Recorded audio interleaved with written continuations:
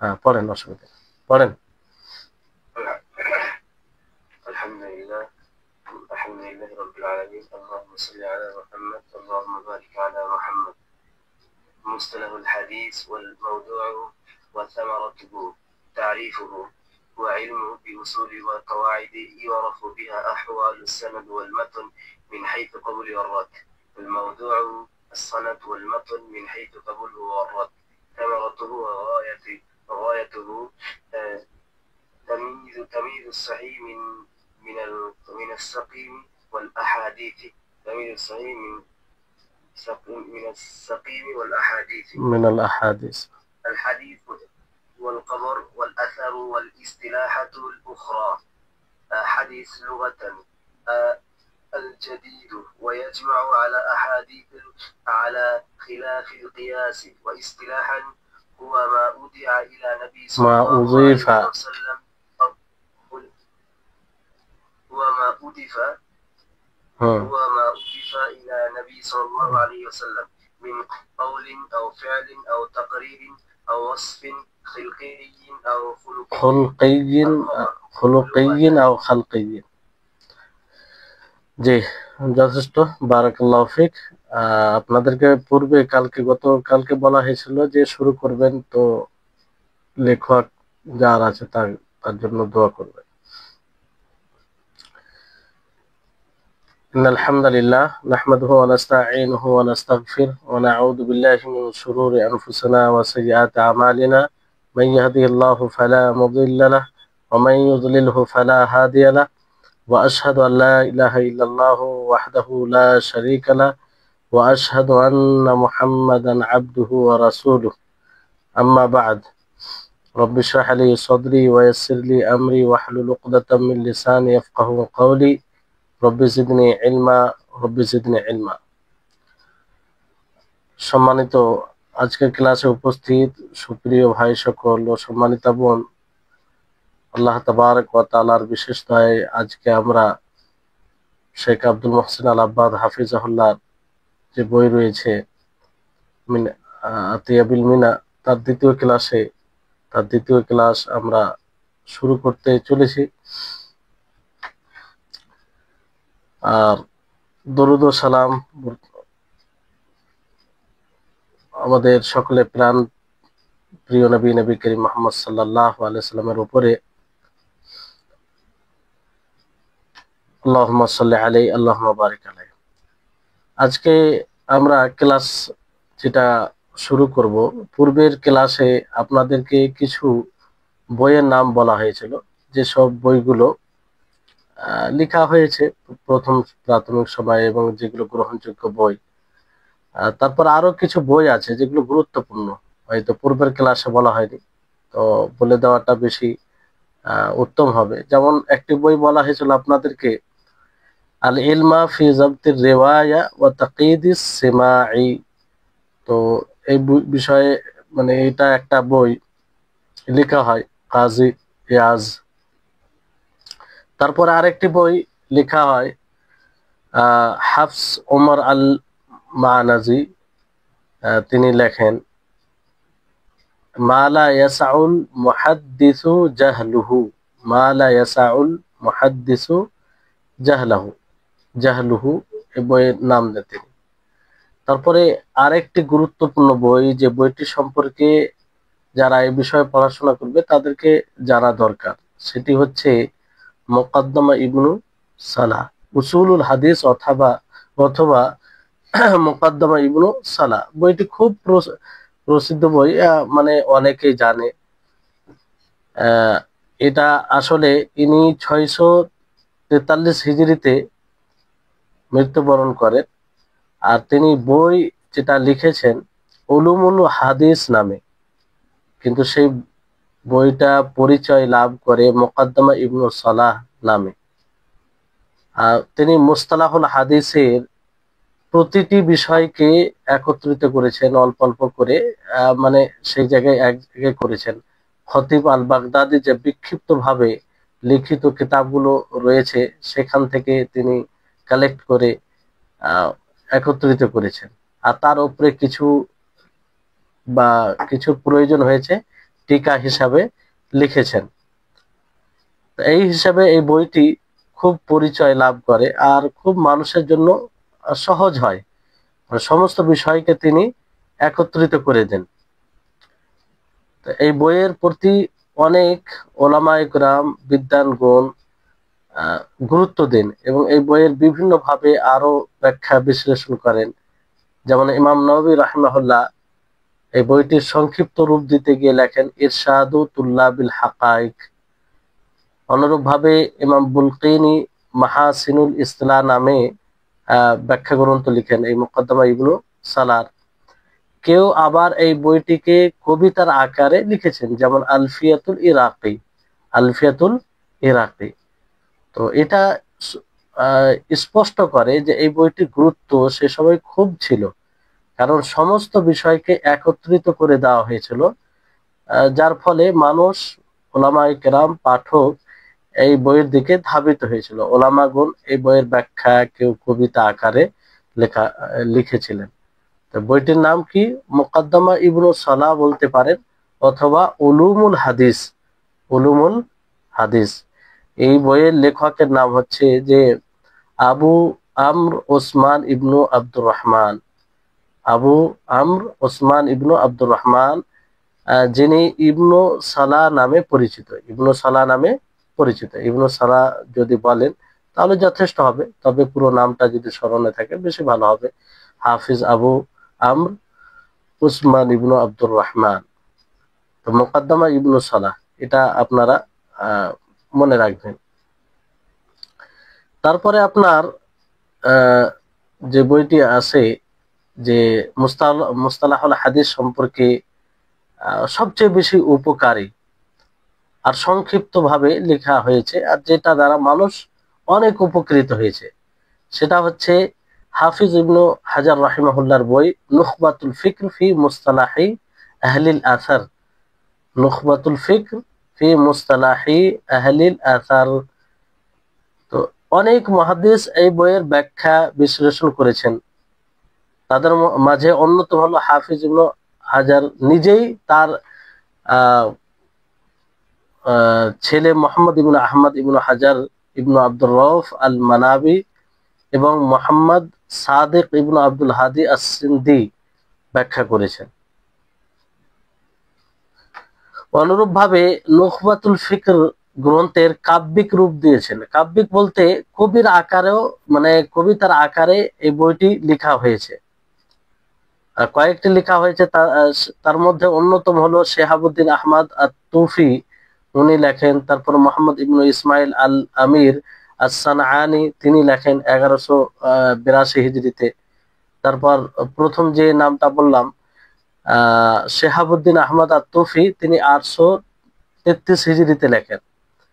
তো মুস্তালাহুল হাদিস বিষয়ে সবচেয়ে সংক্ষিপ্ত এটি একটা বই। আর আরেকটি বই রয়েছে আল মানজুমাতুল বাইকুনিয়া। এই কিতাবটি ব্যাখ্যা বিশ্লেষণ করেছেন নওয়াব সিদ্দিক হাসান খান ভূপালী। এই বইটিও খুব গুরুত্বপূর্ণ, আর তিনি সেই ব্যাখ্যার নাম দিয়েছিলেন আল উরজুন ফি শারহিল বাইকুন। এগুলোর নাম, কিছু কিছু নাম আপনারা মনে রাখবেন। তারপর মুস্তালাহুল হাদিস বিষয়ে আরো একটু বিশদভাবে লিখেছেন, যেটা খুব উল্লেখযোগ্য, ইমাম সিউতি রাহিমাহুল্লাহ।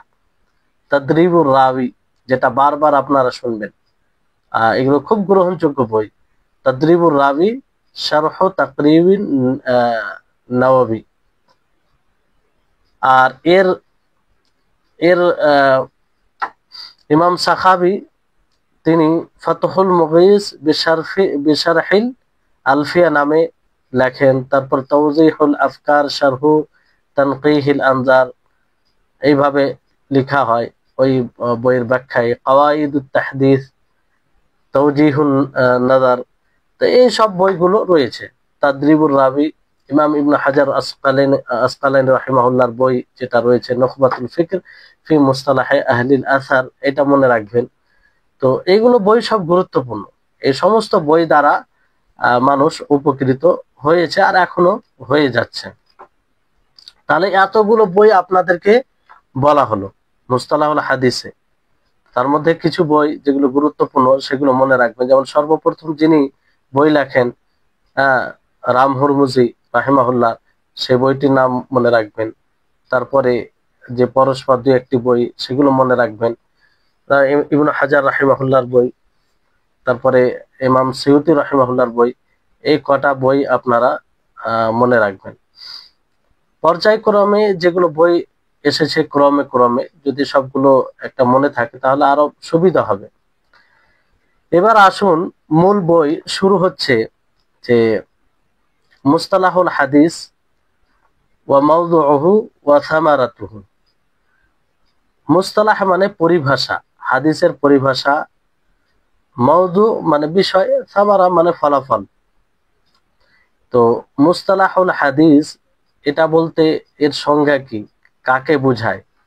তো এখানে শেখ আব্দুল মুহসিন আল আব্বাদ হাফিজাহুল্লাহ তিনি সংজ্ঞা দিয়েছেন, হুয়া ইলমুন বিউসুলিন ওয়া কাওয়াইদ ইউরাফু বিহা আহওয়ালুস সানাদি ওয়াল মাতনি মিন হাইসুল কুবুল ওয়ার রাদ্দি। মুস্তালাহুল হাদিস বলা হয় এমন কিছু মূলনীতি, কায়দাকে জানা, কায়দার ব্যাপারে জ্ঞান অর্জন করা, যে মূলনীতি দ্বারা সানাদের সূত্রের অবস্থা অথবা মাতনের অবস্থা জানা যায়, কবুল করার দিক দিয়ে এবং তাকে প্রত্যাখ্যান করার দিক দিয়ে। মানে যে কায়দা, যে মূলনীতি দ্বারা সানাদ ও মাতানের অবস্থা জানা যায়, যে সেটাকে কবুল গ্রহণযোগ্য না গ্রহণযোগ্য নয়, এটাকেই মুস্তালাহুল হাদিস বলা হয়। যে এমন কতিপয় মূলনীতি ও কায়দা জানার নাম যার মাধ্যমে গ্রহণযোগ্য এবং অগ্রহণযোগ্য হওয়ার দিক থেকে সনদ ও মতন এর অবস্থা জানা যায়। যে নীতিগুলো দ্বারা, যে কায়দা দ্বারা এটা জানা যায় যে এই সনদটি, এই সূত্রটি গ্রহণযোগ্য না গ্রহণযোগ্য নয়। মাতন বলতে আগে আসবো, মাতন কাকে বলে। মাতন মানে আসল যে কথাটা, সেই কথাটা গ্রহণযোগ্য কি গ্রহণযোগ্য নয়। তো সেই নীতিগুলোর নাম হচ্ছে মুস্তালাহুল হাদিস। সেই নীতিগুলোর নাম কি? মুস্তালাহুল হাদিস। তাহলে মনে রাখবেন, বুঝে যাবেন যে যেসব নীতি, মূলনীতি ও কায়দা দ্বারা সানাদ ও মাতানের অবস্থা জানা যায়, সানাদ ও মাতানের অবস্থা জানা যায় কি হিসাবে, যে সেটা গ্রহণযোগ্য না গ্রহণযোগ্য নয়, সেটা গ্রহণযোগ্য না গ্রহণযোগ্য নয়। তাহলে এই হচ্ছে আপনার মুস্তালাহুল হাদিসের সংজ্ঞা, হুয়া ইলমুন বিউসুলিন ওয়া কাওয়াইদা ইউরাফু বিহা আহওয়ালুস সানাদি ওয়াল মাতনি মিন হাইসুল কুবুলি ওয়ার রাদ্দি। যে এমন কিছু নীতিমালা ও কায়দা জানার নাম যা দ্বারা সনদ ও মাতনের অবস্থা জানা যায়, যে সেটা গ্রহণযোগ্য না গ্রহণযোগ্য নয়। আচ্ছা, এই মুস্তালাহুল হাদিসের বিষয় কি, মওজু কি, যেটা বিষয় হয়, কেন আমরা এটা পড়বো, এর বিষয় কি? এর বিষয় হচ্ছে আস-সানাদু ওয়াল মাতনু মিন হাইসুল কুবুল ওয়ার রাদ। যে সানাদ ও মাতন গ্রহণযোগ্য না গ্রহণযোগ্য না, এটাই বিষয়। মুস্তালাহুল হাদিস কেন পড়া হয়, আর মুস্তালাহুল হাদিস কেন, যে সানাদ ও মাতান এটা গ্রহণযোগ্য কি গ্রহণযোগ্য নয়, সানাদ ও মাতান এটা গ্রহণযোগ্য কি গ্রহণযোগ্য নয়। সানাদ বলতে আসবে সব, মানে সানাদ কাকে বলে? সানাদ বলা হয় যে সূত্র, ধারাবাহিকতা যে বর্ণনা করে আসে। মাত্র মানে আসল টেক্সট, যেটা কথা, হাদিসের শব্দ, সেটাকে মাত্র বলা হয়। মিন হাইসুল কবুল ওয়ার রাদ। তাহলে আশা করি আপনারা বুঝতে পারছেন। অবশ্যই যদি স্পষ্ট থাকে জিজ্ঞাসা করবেন। তারপরে এর উদ্দেশ্য কি, কেন এই মুস্তালাহুল হাদিস পড়া হয়, এর উদ্দেশ্য কি, ফলাফল কি? এই কারণে যাতে তামিজুস সাহিহি মিনাস সাকিমি মিনাল আহাদিস, যে সহিহ হাদিসকে দুর্বল হাদিস থেকে পৃথক করা হয়। তামিজুস সাহি মিনাস সাকিম, বিশুদ্ধ হাদিসকে দুর্বল থেকে পৃথক করা হয়, দুর্বল হাদিস থেকে পৃথক করা হয়। আপনাদের এই বইয়ে, অনুবাদের বইয়ে দেখবেন এক একটা করে অর্থ দেওয়া হয়েছে, আপনারা একাই যখন পড়বেন ভালো করে বোঝার জন্য সেটা দেখতে পারেন। তবে এখানে মূল যেটা কথা, আসল কি উদ্দেশ্য, এর অর্থ কি, কি বুঝাতে চাইছে, এটা বোঝার চেষ্টা করবেন। এর বিষয় হলো, বিষয় আপনারা জানলেন, এর ফলাফল কিংবা আমরা কেন পড়বো, এর লাভ কি, সেটা হচ্ছে যাতে আমরা বিশুদ্ধ হাদিসকে, সহিহ হাদিসকে দুর্বল হাদিস থেকে পৃথক করতে পারি। তাহলে এই হচ্ছে, তাহলে মুস্তালাহুল হাদিসের সঙ্গে আপনারা জানলেন, তার মওজু বিষয় জানলেন এবং ফলাফল আপনারা জানলেন। এবারে হাদিস, হাদিসের সংজ্ঞা রয়েছে যে আল হাদিস লুগাতান আল জাদিদ, আল হাদিস লুগাতান আল জাদিদ, হাদিসের আবিধানিক অর্থ হচ্ছে আল জাদিদ, নতুন। ওয়া ইজমা আলা আহাদিস আলা খিলাফিল কিয়াস, আর এর বহু বচন আছে, হাদিস এক বচন, আর এর বহু বচন হচ্ছে আহাদিস, যেটা নিয়ম বিরোধী আহাদিস আছে। আসলে নিয়ম অনুযায়ী যদি হাদিসের বহু বচন নিয়ে আসা হয় তাহলে হিদাস হবে, কি হবে, হিদাস হবে। কিন্তু এখানে আহাদিস আসছে, এরকম হয় আরবি ভাষায় অনেক সময় খেলাফে কিয়াস বলা হয়, যে যেটা আসল নিয়ম সেই নিয়ম নিয়ম বিরোধী হয়। হাদিস এর আবিধানিক অর্থ কি, নতুন। আল হাদিস লুগাতান আল জাদিদ, নতুন। আর এর বহু বচন আছে আহাদিস। ওয়াসতিলাহান, পরিভাষায় কাকে বলে হাদিসকে, হাদিসকে এই হাদিসের পরিভাষায় বলা হয় হুয়া মা উযীফা ইলা নবী সাল্লাল্লাহু আলাইহি ওয়াসাল্লাম মিন কাউলিন আও ফি'লিন আও তাকরীরিন আও ওয়াসফিন খিলকিয়্যিন আও খুলুকিয়্যিন, যে প্রত্যেক ওই কথা, ওই কর্ম, নবী সাল্লাল্লাহু আলাইহি ওয়াসাল্লামের ওই স্বীকৃতি, যেটা নবীর দিকে নিসবত করা হয়, সম্বোধন করা হয়, অথবা নবী সাল্লাল্লাহু আলাইহি ওয়াসাল্লামের সৃষ্টিগত কোনো বৈশিষ্ট্য কিংবা তার চারিত্রিক কোনো বৈশিষ্ট্য, এগুলোর মধ্যে যেটাই নবীর দিকে নিসবত করা হবে সেটাই হবে হাদিস, সেটাই হবে হাদিস। কেউ যদি বলে যে আল্লাহ নবী বলেছেন তাহলে এটা হাদিস হবে। কেউ যদি বলে যে আল্লাহ নবী করেছেন কিংবা তার কোনো কর্ম কথা বলে নবীর দিকে নিসবত করে তাহলে সেটা হাদিস। এমন কথা বর্ণনা করে যেটা কথা শুনে বোঝা যাবে যে আল্লাহ নবীর সামনে হয়েছে, কোনো সাহাবী করেছে, আর আল্লাহ নবী তার ইনকার করেনি, সম্মতি দিয়েছে, তাহলে সেটাও হাদিস, তাকরীরি হাদিস সেটা। আল্লাহ নবীর কোনো জন্মগত সৃষ্টিগত কোনো গুণ যদি কেউ বলে, যদিও মানে নবীর সাথে সম্পৃক্ত করে, তাহলে সেটাও হাদিস হবে।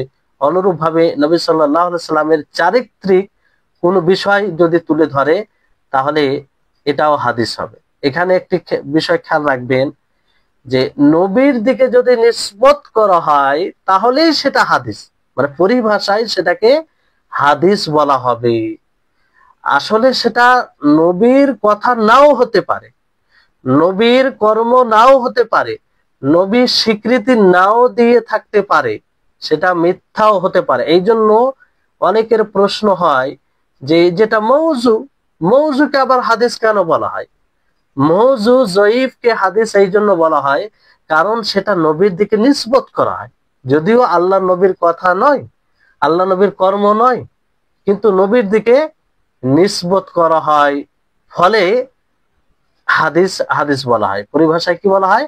হাদিস বলা হয়। এই সংজ্ঞা থেকে আপনারা বুঝতে পারবেন যে হুয়া মা উযীফা ইলা নবী সাল্লাল্লাহু আলাইহি ওয়াসাল্লাম মিন কাউলিন আও ফি'লিন আও তাকরিরিন আও ওয়াসফিন খিলকিয়্যিন আও খুলুকিয়্যিন, যে যে কথা, যে কর্ম, যে স্বীকৃতি নবী সাল্লাল্লাহু আলাইহি ওয়াসাল্লামের স্বীকৃতি বিষয়ে নবী সাল্লাল্লাহু আলাইহি ওয়াসাল্লামের স্বীকৃতি নবীর দিকে নিসবত করা হবে, অথবা নবী সাল্লাল্লাহু আলাইহি ওয়াসাল্লামের সৃষ্টিগত কোনো ওয়াসফ গুণ কিংবা চারিত্রিক কোনো গুণ তার দিকে নিসবত করা হবে, সেটাই হবে হাদিস।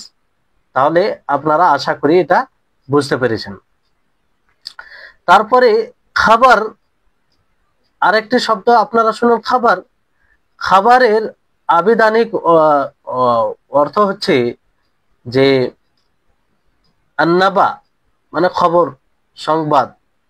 পরিভাষায় কি বলে, যে মুরাদিফুন লিল হাদিস, হাদিসের মতো, মানে খবর, হাদিস যা খবর, খবরের মতো। আর অনেকেই বলেছেন যে ওয়াকিলা হুমা মুতাবাইনানি, মানে এই দুটি আলাদা আলাদা, এই দুটি আলাদা আলাদা। ফাল হাদিস মা জা আনিন নবী সাল্লাল্লাহু আলাইহি ওয়াসাল্লাম ওয়াল খাবারু মা জা আন গায়রিহি, হাদিস হচ্ছে যেটা নবী সাল্লাল্লাহু আলাইহি সাল্লাম থেকে আসে, নবী সাল্লাল্লাহু আলাইহি সাল্লাম থেকে বর্ণনা করা হয়, নবী সাল্লাল্লাহু আলাইহি সাল্লামের দিকে নিসবত করা হয়, সেটা হচ্ছে হাদিস।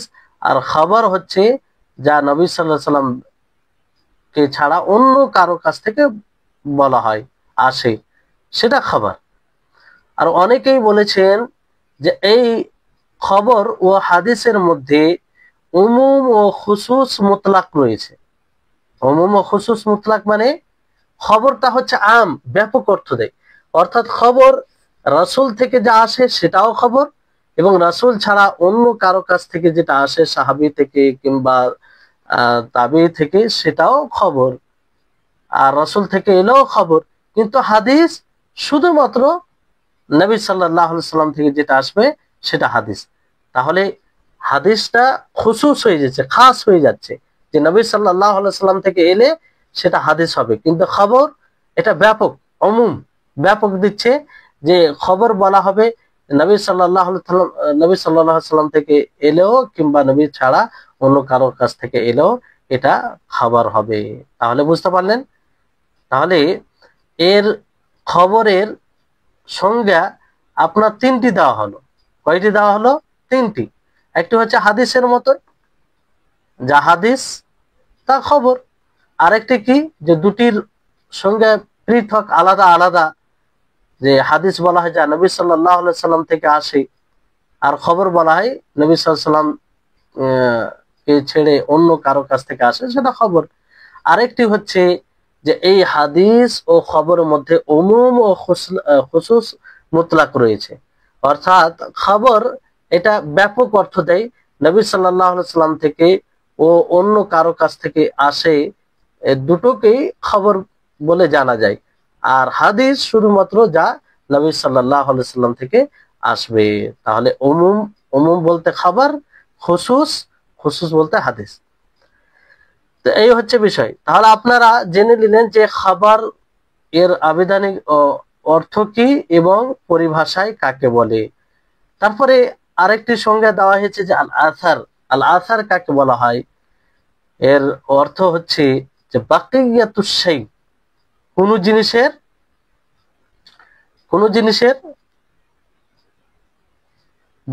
বেঁচে যাওয়া অংশ, কোন জিনিসের বেঁচে যাওয়া অংশ, এটাকে বাকিয়াতুশ শাই বলে, আসার। যেমন কোন জিনিস আছে, বাকি হয়ে গেল, বাকি বেঁচে গেল, তো সেটা আসার। পরিভাষায় কাকে বলে? মা রুইয়া আনিস সাহাবাতি ওয়াত তাবিঈন মিন আকওয়ালিন আও আফআলিন ওয়া কিলা আল আসারু মুরাদিফুল লিল হাদিস। পরিভাষায় বলা হয় যে যেটা সাহাবী থেকে বর্ণনা করা হবে, তাবেঈ থেকে বর্ণনা করা হবে, যেই কথা অথবা কর্ম, সেটা হবে আসার। সেটা কি হবে? আসার। আর এটাও বলা হয়েছে যে আল আসার এটা হাদিসের মতোই, হাদিসের যে সংজ্ঞা দেওয়া হয়েছে সেটাই হবে।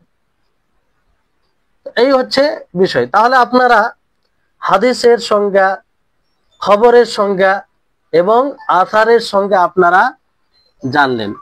বুঝতে পারছেন আশা করি সকলেই।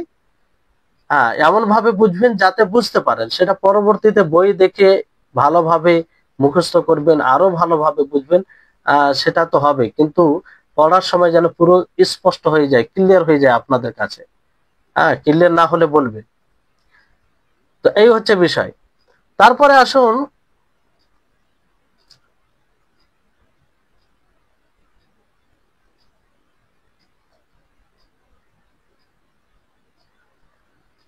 তারপরে হাদিসে কুদুসির সংজ্ঞা দেওয়া হয়েছে। আল হাদিসুল কুদুসি ওয়া মা নুকিলা আনিন নবী সাল্লাল্লাহু আলাইহি ওয়াসাল্লাম মা ইসনাদিহি ইয়াহু ইলা রাব্বিহি আযজা ওয়া জাল।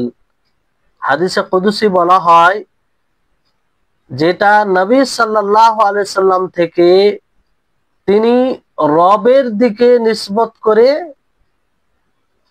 বর্ণনা করেন। নবী সাল্লাল্লাহু আলাইহি সাল্লাম থেকে বর্ণনা হয়, আর নবী কার দিকে সম্পৃক্ত করে এটা বর্ণনা করে?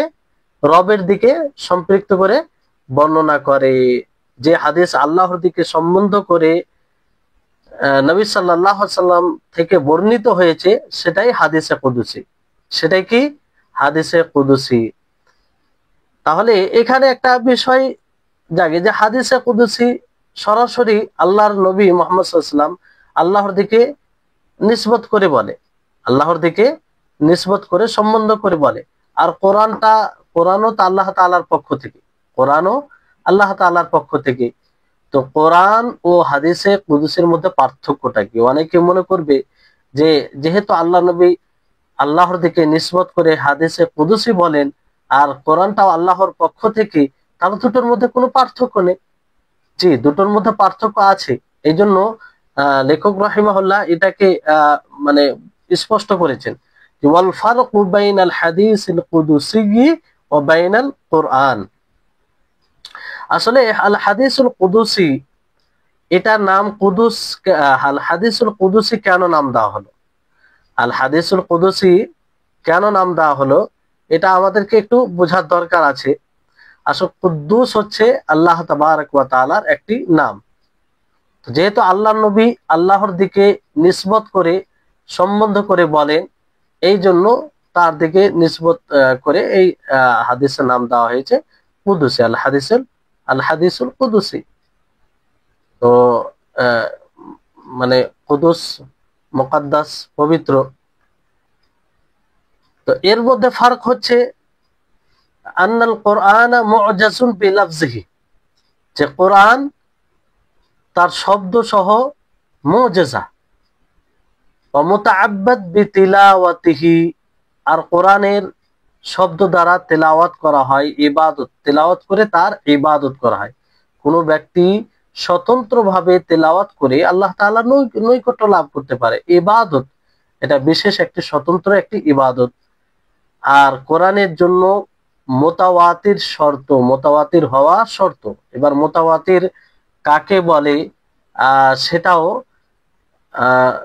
সেটাও আগে আসবে, আপনারা জানবেন যে মুতাওয়াতির কাকে বলে। কোরআনের জন্য মুতাওয়াতির হওয়া শর্ত। মুতাওয়াতির মানে এতটা সংখ্যা বর্ণনা করবে যাদের বর্ণনাকারীকে, মানে যার বর্ণনাকারীকে আপনি মিথ্যুক বলতে পারবেন না, এতটা সংখ্যা যে তারা সকলেই মিথ্যার উপরে এক হয়ে যাবে, এটা সম্ভব হবে না, এতটা সংখ্যা বর্ণনা করবে। তাহলে কোরআন মুআজিজা, যেটা হাদিসে কুদুসি মুআজিজা নয়। কোরআন দ্বারা ইবাদত করা হয়, তেলাওয়াত করে। হাদিসে কুদুসি পড়ে বিশেষ স্বতন্ত্রভাবে এটা তেলাওয়াত করা হয় না। কোরআনের জন্য শর্ত হচ্ছে যে মুতাওয়াতির ভাবে এটা প্রমাণিত হবে, হাদিসে কুদুসির জন্য তা শর্ত নয়। আর হাদিসে কুদুসি এটার জন্য এই বৈশিষ্ট্য, এই গুণে গুণান্বিত করা হয় না হাদিসে কুদুসিকে, যে এর মধ্যে এজাজ মানে সংক্ষিপ্ত ভাবে রয়েছে, যেটা ভাষার মানে অলংকার। ওয়াল হাদিসুল কুদুসি লা ইউসাফু বিল এজাজ ওয়ালা ইউতাআব্বাদ বিতিলাওয়াতিহি, না হাদিসে কুদুসি তেলাওয়াত করা হয়। ওয়ালা ইশতারাতু ফি সুবুতিহি আত-তাওয়াতুর, না এর প্রমাণে মুতাওয়াতির হওয়া শর্ত লাগানো হয়।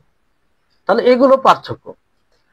তারপরে ওয়াল আহাদিসুল কুদুসিয়াতু আকসারু মিন মিয়াতি হাদিস, কুদসি হাদিস 100 অধিক হাদিস রয়েছে, অনেক হাদিস রয়েছে, না আরো অনেক রয়েছে, এটা মানে 100 অধিক মানে অনেক হাদিস রয়েছে।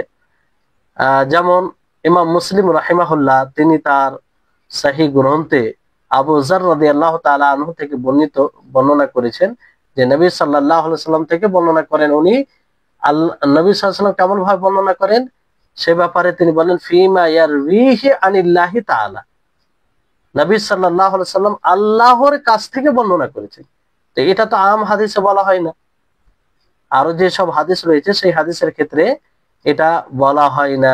যেমন সেই হাদিসে তিনি বলেন যে আল্লাহ তাআলা থেকে তিনি বর্ণনা করেন যে আল্লাহ তাআলা বলেছে ইয়া ইবাদি, হে আমার বান্দাগণ, ইন্নী হারামতু যুলমা আলা নাফসি ওয়া জাআলতুহু বাইনাকুম মুহাররামান ফালা তাজালামু, যে আমি নিজের নফসের উপরে জুলমকে হারাম করেছি এবং তোমাদের মাঝেও এই জুলমকে হারাম করেছি, অতঃপর তোমরা এক অপরের প্রতি জুলুম করো না, এক অপরের প্রতি জুলুম করো না। তাহলে এই একটি হাদিসে কুদসির উদাহরণ। এরকম অনেক হাদিস রয়েছে, অনেক হাদিস রয়েছে যে হাদিস নবী সাল্লাল্লাহু আলাইহি সাল্লাম সরাসরি আল্লাহ তাবারক ওয়া তাআলা থেকে বর্ণনা করেন। আর হাদিসে কুদসির সেগা মানে শব্দ, দুটি প্রসিদ্ধ শব্দ রয়েছে। একটি হচ্ছে যে আল্লাহ নবী সরাসরি বলেন এইভাবে যে ক্বালা রাসূলুল্লাহ সাল্লাল্লাহু আলাইহি ওয়াসাল্লাম, আল্লাহ নবী বলেন ফিমা ইয়ারভিহি আন রাব্বিহি আযজা ওয়া জাল্লা, সাহাবী যখন বর্ণনা করেন যে আল্লাহর রাসূল বলেছেন ফিমা ইয়ারভিহি আন রাব্বিহি আযজা ওয়া জাল্লা, যে তিনি আল্লাহ রাব্বুল আলামিনের পক্ষ থেকে বর্ণনা করেন।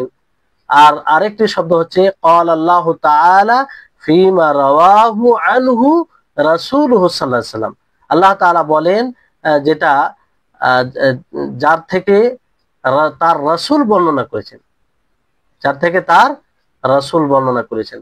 তাহলে এখানে আপনারা জানতে পারলেন যে হাদিসে কুদসি কাকে বলে। হাদিসে কুদসি বলা হয় যে হাদিস আল্লাহর দিকে সম্বন্ধ করে নবী সাল্লাল্লাহু আলাইহি সাল্লাম থেকে বর্ণিত হয়, সেটাকে হাদিসে কুদসি। সহজ বিষয়, কোনো এগুলো কঠিন বিষয় নেই। এবার হাদিসে কুদসি ও কোরআনের মাঝে পার্থক্য আপনাদের সামনে তুলে ধরা হয়েছে, আর আপনাদের এই অনুবাদের বইয়ে খুব সুন্দরভাবে দেওয়া হয়েছে যে এক মানে দুই দিকে একটা ছক করে, সেখানে আপনারা দেখতে পারেন যে কোরআনের শব্দ ও অর্থ উভয়টি আল্লাহর পক্ষ থেকে, কিন্তু হাদিসে কুদসির অর্থ আল্লাহর, কিন্তু শব্দ রাসূলুল্লাহ সাল্লাল্লাহু আলাইহি ওয়াসাল্লামের। এখানে যদিও ওলামাদের মধ্যে দ্বিমত আছে, অনেকেই বলেছেন যে হাদিসে কুদসির শব্দ আল্লাহ তাআলার। তো যাই হোক, যেটা বেশি মানে প্রসিদ্ধ সেটা হচ্ছে যে যেটা বেশি প্রসিদ্ধ সেটা যে শব্দ আল্লাহ নবীর, অর্থ আল্লাহ তাআলার পক্ষ থেকে। এটা একটা পার্থক্য। দ্বিতীয় পার্থক্য হচ্ছে যে কোরআনের শব্দ যেহেতু আল্লাহর পক্ষ থেকে, বিধায় এর প্রতিটি শব্দ মুজিজা। মুজিজা বলতে এটা একটা চ্যালেঞ্জ, আল্লাহ তাআলা ব্যতী অন্য কেউ এইরকম ভাবে বলতে পারে না, যেটা কিয়ামত পর্যন্ত মানুষকে চ্যালেঞ্জ দেওয়া হয়েছে। আর এর এখানে কোন প্রকারে পরিবর্তনও করতে পারবে না। কিন্তু হাদিসে কুদসির ক্ষেত্রে এটা নয়, হাদিসে কুদসি মুজিজা নয়, এটা সকলেই বলেন যে হাদিসে কুদসি মুজিজা নয়। এটা একটা পার্থক্য। তৃতীয় পার্থক্য হচ্ছে যে কোরআনের শব্দ যেহেতু মুজিজা, তাই এর ভাব অর্থ ঠিক রেখে শব্দ পরিবর্তন করে তেলাওয়াত করা নিষিদ্ধ। কোরআনকে যদি কেউ তেলাওয়াত এইভাবে করে, তার ভাব অর্থ দিয়ে তেলাওয়াত করে, তাহলে এটা জায়েজ হবে? জায়েজ নয়, হারাম। কোনোভাবেই তাতে পরিবর্তন করা যাবে না। কোরআন যেভাবে এসেছে সেভাবে আমাদেরকে তেলাওয়াত করতে হবে। কিন্তু হাদিসে কুদসির ক্ষেত্রে আপনি ভাব অর্থ বলতে পারেন, বর্ণনা করতে পারেন, এটা হারাম নয়, এটা জায়েজ। যদি অর্থ একই হয়, বিরুদ্ধে না যায়, তো আপনি বলতে পারেন। তো এটা একটা পার্থক্য। চতুর্থ পার্থক্য হচ্ছে যে কোরআন তেলাওয়াত একটি ইবাদত, এর প্রতিটি পাঠে 10টি করে নেকি পাবেন যদি কোরআন তেলাওয়াত করেন একটি অক্ষরে। কিন্তু হাদিসে কুদসির ক্ষেত্রে তা নয়। হাদিসে কুদসি পড়ে স্বতন্ত্রভাবে তেলাওয়াত করে ইবাদত করা হয়, এটা হাদিসে কুদসির ক্ষেত্রে হয় না, আর বিশেষ কোনো নেকিরও কথা বলা হয়নি। পঞ্চম পার্থক্য হচ্ছে যে সম্পূর্ণ কোরআন মুতাওয়াতির সূত্রে প্রমাণিত এবং এতে কোনো প্রকারের সন্দেহ নেই এবং সন্দেহ করাও যাবে না। কিন্তু হাদিসে কুদসির ক্ষেত্রে মুতাওয়াতির ভাবে প্রমাণিত হবে, এটা জরুরি নয়, এটা জরুরি নয়। সূত্র সঠিক হলে সেটা হাদিস, সেটা মুতাওয়াতির হোক কিংবা আহাদ হোক, কোনো সমস্যা না। আর হাদিসে কুদসি অনেক সময় সহিহ হয়, আবার জয়ীফ হয়, আবার জালও হয়, কিন্তু কোরআন তা হয় না। তো এইগুলো পার্থক্য বলা হয়েছে। তাহলে হাদিসে কুদসির সংজ্ঞা এবং কোরআন ও হাদিসে কুদসির মধ্যে পার্থক্য, আর একটি উদাহরণ আপনাদেরকে দেওয়া হয়েছে। তারপরে আসুন যে সানাদ, যে শব্দটা আপনারা বারবার শুনবেন সেটাকে জানতে হবে সানাদ কাকে বলে। সানাদ নুনের ফাতার সাথে, নুনের উপরে জাবার থাকবে, ফাতা থাকবে, সেই হিসাবে তার অর্থ হবে যে লুগাতান আল মুতামাদ, নির্ভরযোগ্য, এটা অর্থ। পরিভাষায় সানাদ বলা হয় সিলসিলাতুর রিজাল আল মুসিলাতু ইলাল মাতন, যে ওই সব লোকদের একটা চেন, ধারাবাহিকতা, যেটা মাতন পর্যন্ত পৌঁছে দেয়, সেটা হচ্ছে সানাদ। আল মুসিলাতু ইলাল মাতন, যা মাতন পর্যন্ত পৌঁছে দেয়। রাবীদের ধারাবাহিকতা, রাবী বলতে যারা বর্ণনা করে, বর্ণনাকারীদের ধারাবাহিকতা বা তাদের যে পরস্পরা রয়েছে, যেটা মাত্র পর্যন্ত পৌঁছে দেয়। যেমন ধরুন ইমাম বুখারী রাহিমাহুল্লাহ, ইমাম বুখারী তিনি কার কাছ থেকে বর্ণনা করেছেন, তিনি যার কাছ থেকে শুনেছেন, তিনি আবার কার কাছ থেকে বর্ণনা করেছেন, এইভাবে করতে করতে করতে করতে যে মাতন পর্যন্ত পৌঁছাবে। মাতন বলতে নবী সাল্লাল্লাহু আলাইহি সাল্লামের কথা পর্যন্ত পৌঁছে যাবে। তো এর মধ্যে যে একটা চেন আছে, এটাকে কি বলা হয়? সানাদ বলা হয়। কি বলা হয়? সানাদ। রাবীদের ধারাবাহিকতা বা পরস্পর যা মাতন পর্যন্ত পৌঁছে দেয়। তাহলে আশা করি আপনারা বুঝতে পারলেন যে সানাদ কাকে বলে। সানাদ এর আবিধানিক অর্থ কি? আবিধানিক অর্থ হচ্ছে নির্ভরযোগ্য। আর আবিধানিক অর্থ নির্ভরযোগ্য, তো এই আবিধানিক অর্থের সাথে কি সম্পর্ক রয়েছে? সম্পর্ক এই জন্য রয়েছে যে মাতন মানে সানাদ কে মানে এই নির্ভরযোগ্য আবিধানিক অর্থ, কারণ এর উপরেই নির্ভর করে। কোন হাদিসের মাতন তখনই সঠিক হয় যখন সানাদ সঠিক হয়। যখন সানাদ মানে কোন মাতনের সঠিক হওয়ার নির্ভরযোগ্য কি? সানাদ। এই জন্য এই মানে তার আবিধানিক অর্থের সাথে একটা গভীর সম্পর্ক আছে। তারপরে সানাদকে আপনারা বুঝলেন। এবার আসুন মাতন। মাতন কাকে বলে? সুকুন, তায়ের সুকুনের সাথে মাতন পড়বে, মাতান নয়, মাতন। এর আবিধানিক অর্থ হচ্ছে মা সালুবা ওয়ারতাফা মিনাল আরদ, যেটা উপরে, যেটা শক্ত এবং জমিনের ওপরের আর শক্ত হবে, এটাকে মাতন বলা হয়। কি বলা হয়? মাতন বলা হয়। পরিভাষায় বলা হয় মা ইয়ানতাহি ইলাইহি সানাদু মিনাল কালাম। মা ইয়ানতাহি ইলাইহি সানাদু মিনাল কালাম, যে বক্তব্যের যেই স্থানে গিয়ে সনদ শেষ হয়ে যায় তাকে মাত্র বলে। মানে মূল কথা যেটা, যে মূল কথায় সনদ শেষ হয় মানে ইমাম বুখারী রাহিমাহুল্লাহ কিংবা ইমাম তিরমিজি, ইমাম নাসাই, যে কোনো একটি মুহাদ্দিসকে নিয়ে নেন, তারা যে শুরু করে সেখান থেকে সানাদ শুরু হয়।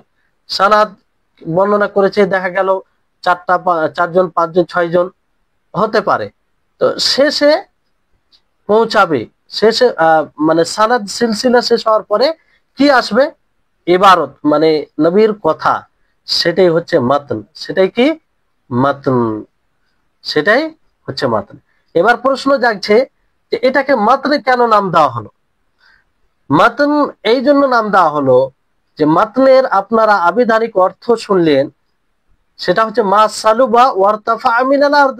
মা সালুবা ওয়ারতাফা মিনাল আরদ, যে বস্তু শক্ত হয় এবং ভূমি থেকে উঁচু হয়। তো এই মাতন শক্ত কখন হয়? যখন সানাদ ঠিক হয়, সানাদের উপরে নির্ভর করে শক্ত হয়ে যায়, মানে সেটা মজবুত হয়ে যায়। তো এই হচ্ছে সম্পর্ক, এই জন্য তার নাম দেওয়া হয়েছে মাতন। আশা করি আপনারা বুঝতে পারছেন। তো মাতন কাকে বলে এটাও আপনারা জানতে পারলেন। তারপরে আপনার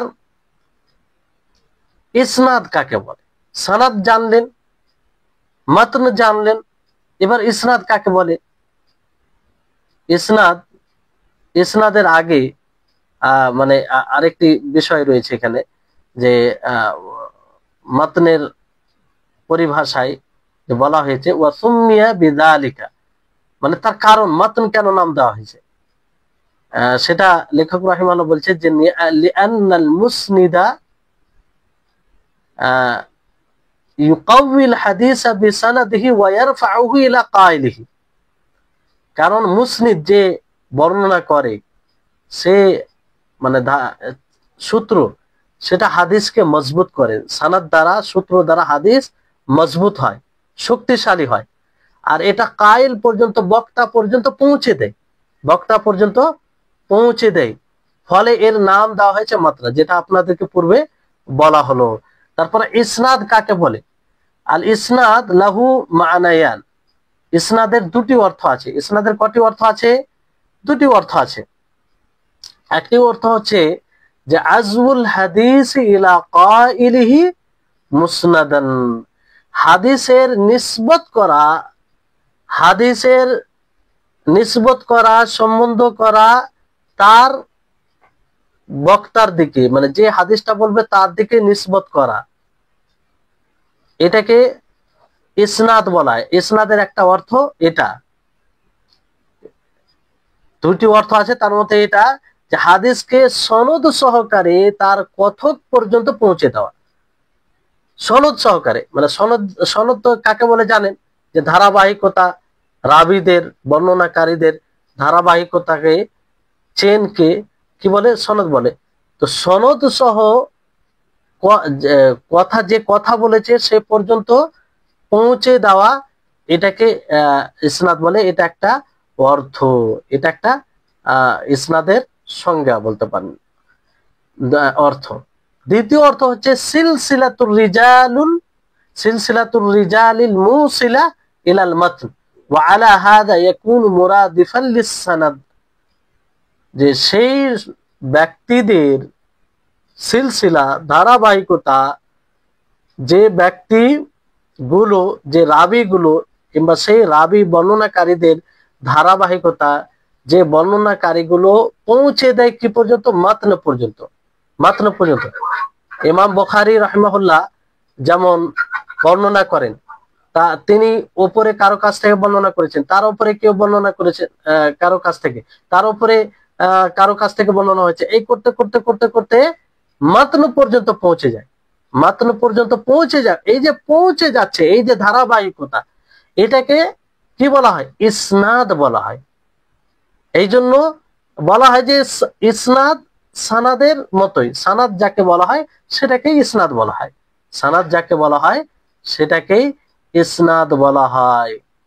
তাহলে আশা করি আপনারা এটা বুঝতে পারলেন।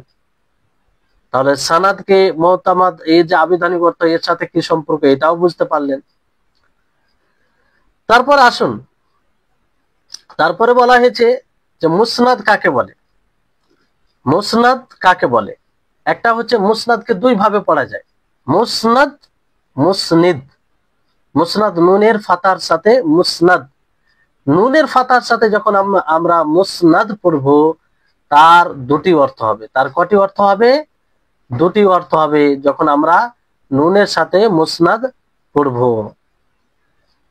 প্রথম অর্থ হচ্ছে কুল্লু কিতাবিন জুমিআ ফীহি মারওিয়াতু সাহাবিয়্যিন আও আকতার আলা হিদাহ কাল মুসনাদ লিল ইমাম আহমদ ওয়া মুসনাদ আব্দুল্লাহ ইবনে উমর লি মুহাম্মদ ইবনে ইব্রাহিম আত-তারতুসি। প্রত্যেক ওই কিতাবকে বলা হয় যে কিতাবে একজন সাহাবী অথবা একের অধিক সাহাবীর রিওয়ায়াতকে, বর্ণনাগুলিকে স্বতন্ত্রভাবে একত্রিত করা হয়, সেটাকে কি বলা হয়? মুসনাদ বলা হয়। যেমন ইমাম আহমদ রাহিমাহুল্লাহর মুসনাদ, মুসনাদ আব্দুল্লাহ ইবনে ওমর। তো মুসনাদ আব্দুল্লাহ ইবনে ওমর যখন বলা হবে, তার মানে আব্দুল্লাহ ইবনে ওমর এর যতগুলো বর্ণনা রয়েছে সেই বর্ণনাগুলোকে একত্রিত করা হয়েছে আলাদাভাবে, তারই বর্ণনা, এটাকে মুসনাদ বলা হয়। কি বলা হয়? মুসনাদ বলা হয়। তো এই মুসনাদ, তো মুসনাদ, তাহলে আবারও বলছি, ভালো করে শুনুন যে মুসনাদের দুটি অর্থ। একটি অর্থ হচ্ছে ওই সকল কিতাব যার মধ্যে এক বা একাধিক সাহাবীর সকল বর্ণনা পৃথক পৃথক ভাবে একত্রিত করা হয়, সকল বর্ণনা তার। যেমন আব্দুল্লাহ ইবনে ওমরের মুসনাদ, মুসনাদ আব্দুল্লাহ ইবনে ওমর যখন বলা হবে, তা আব্দুল্লাহ ইবনে ওমরের যতগুলো বর্ণনা রয়েছে সবগুলোকে একত্রিত করা। মুসনাদ আবু হুরায়রা, আবু হুরায়রা রাদিয়াল্লাহু তাআলা আনহুর যতগুলো রিওয়ায়াত রয়েছে সবগুলোকে একত্রিত করা। কিংবা দুইজন সাহাবীর মুসনাদ, তো দুইজন সাহাবীর যতগুলো বর্ণনা রয়েছে সবগুলোকে একত্রিত করা। যেমন উদাহরণ দেওয়া হলো আপনাদেরকে। দ্বিতীয় অর্থ হচ্ছে যে, দ্বিতীয় অর্থ এর বলা হচ্ছে যে আল হাদিসুল মারফুউল মুত্তাসিল সানাদান। মারফু হাদিস, যেটার সানাদ মুত্তাসিল হবে, অবিচ্ছিন্ন হবে, বিচ্ছিন্ন হবে না, অবিচ্ছিন্ন হবে।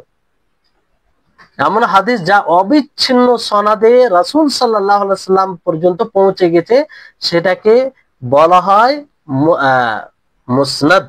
অবিচ্ছিন্ন বলতে যে ধারাবাহিকতা, সানাদ, তাতে বিচ্ছিন্নতা থাকবে না। যেমন ধরুন যে ইমাম বুখারী রাহিমাহুল্লাহ, তিনি এবং রাসূলের মাঝে ধরেন 5 জন রাবি আছে, 5 জন বর্ণনাকারী আছে, পরস্পর ধারাবাহিকতা, তো 5 জনেই থাকবে, এর মধ্যে কাউকে হযফ করে দেওয়া হবে না, কেউ বিচ্ছিন্ন থাকবে না। যেমন ধরুন যে ইমাম বুখারী রাহিমাহুল্লাহর উপরে একজন বর্ণনাকারী, তারপর তার উপরে একজন বর্ণনাকারী আছে, তার উপরে আরেকজন বর্ণনাকারী আছে, তাকে সাইডে করে দেওয়া হলো, তাকে তার নাম না নিয়ে তার উপরে নাম না হলো, তো এটাকে বলা হয় বিচ্ছিন্ন। এরকম বিচ্ছিন্ন হবে না, মানে পরস্পর যারা রয়েছে সকলের নাম থাকবে, সকলের উল্লেখ থাকবে, এটাকে বলা হয় মুসনাদ। এটাকে কি বলা হয়?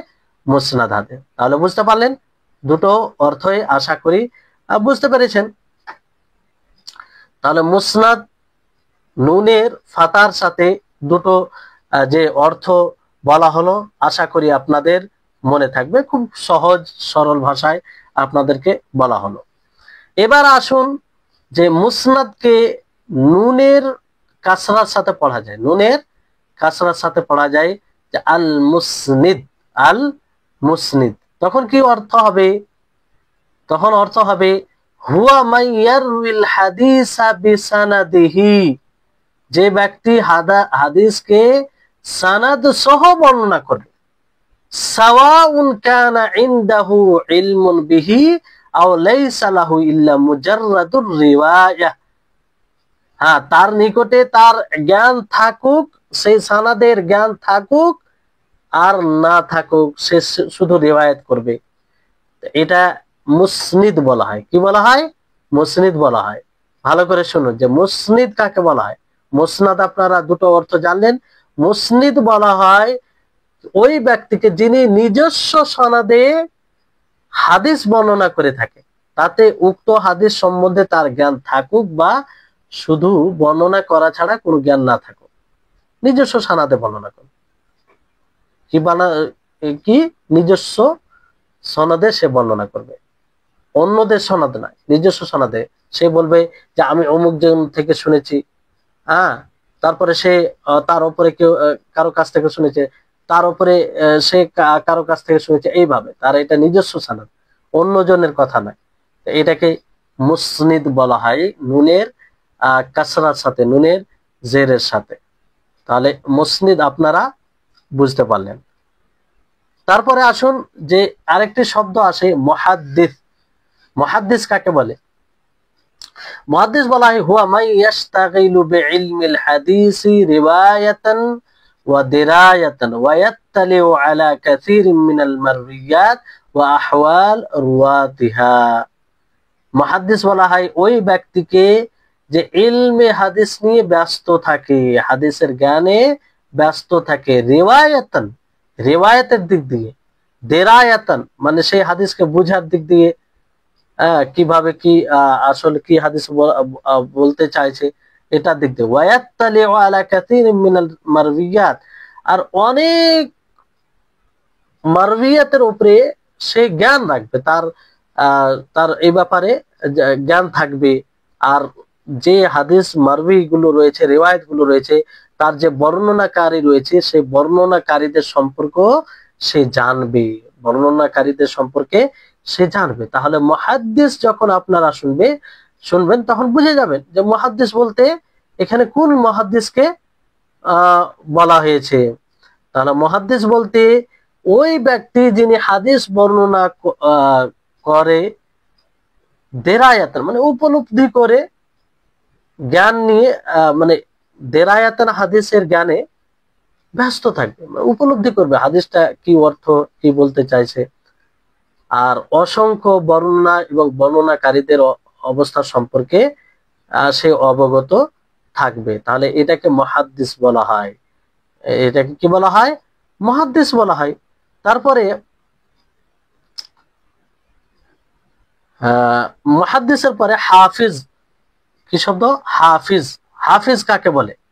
হাফিজ বলা হয় যে হুয়া মুরাদিফুল লিল মুহাদ্দিসি ইনদা কাসীরিন মিনাল মুহাদ্দিসিন। হাফিজ